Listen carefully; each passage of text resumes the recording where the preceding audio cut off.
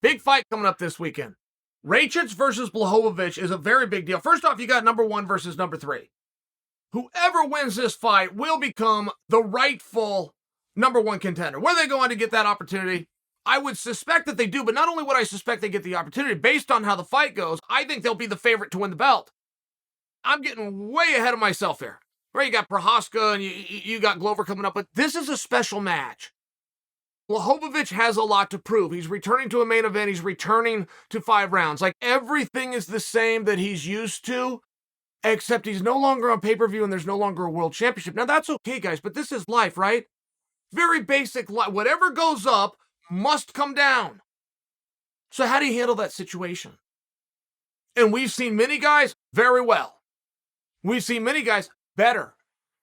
As a matter of fact, what stopped them in the first place, Blachowicz here, but what stopped them in the first place is everything that I just said, the world championships and the glamour and the pay-per-view, and it was just too much pressure, and the coming out there and the defending. I mean, it's one of those things where you remove those, boom, he's wide open.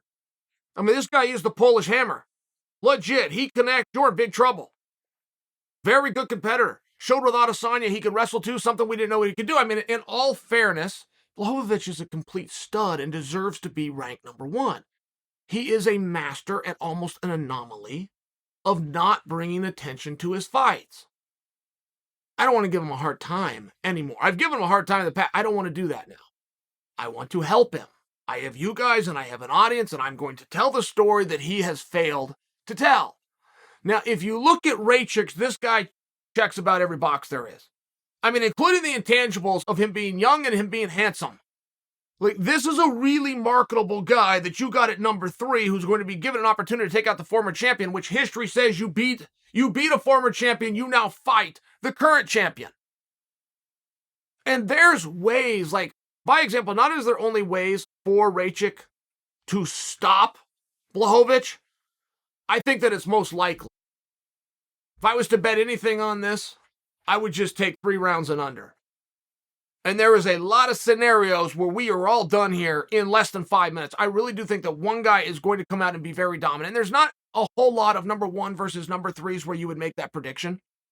I'm well aware that could blow up. I don't have anything, any crystal ball. That's between those two guys. But when you do look at the way that they both fight, you look at the aggressiveness and you look at the bad intentions, you look at the hunger of both guys. I mean, Rakic is amongst the most hungry guys in the sport.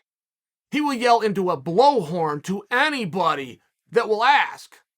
Anybody willing to listen how bad he wants an opportunity. I think this is it. Now, coming off, when I talk about Blachowicz and when I talk about that he's not a master of lighting a fire behind his fights. Many guys aren't, and I'm not giving him a hard time for that, but he's up against it even more. The example that I just gave you, whatever goes up must come down. Well, that's the same with the market of MMA. Anything that follows a pay-per-view is the tough one. Like, the fans are all drunk on excitement and they're fired up and they got this, that, and the other, and they go, oh, is there a card this weekend? It's very common.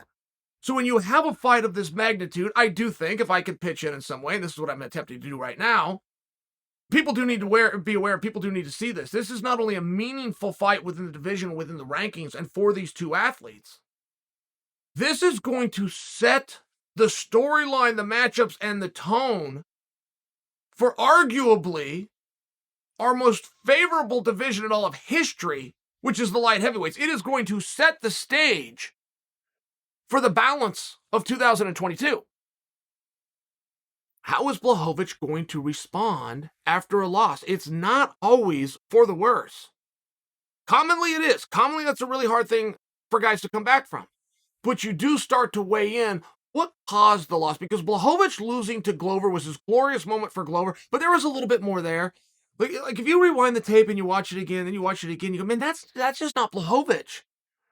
That's not the guy that won the belt. That's not the guy that fought Izzy.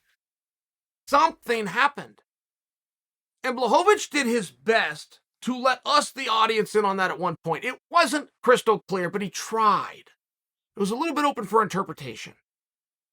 And my interpretation was just what I said, that he was open and honest and that the pressures got to him. People telling him the best. The weight that I'm saying he is on his shoulders to carry a card and carry a main event and it being a perennial division and all the stuff that comes along being the top guy. there's just one of those things that he had to have the experience. He had to do it once. Even if he failed, he'd come back and he'd do better. I think the Blachowicz is going to fight very well. I just think that he's in a very good spot. I think the things that would normally hurt a guy, the lack of the size of the crowd, the lack of the size of exposure, the lack of what's at stake, I think are going to be favorable in this case. That's a guess. But then you got Rakic, who is a pain in the ass. Rakic doesn't do anything that doesn't hurt. Nothing. He does not feel, yeah, where's this guy? Let me move around a little bit. Oh, here, let me teep the leg. No, every bad intentions.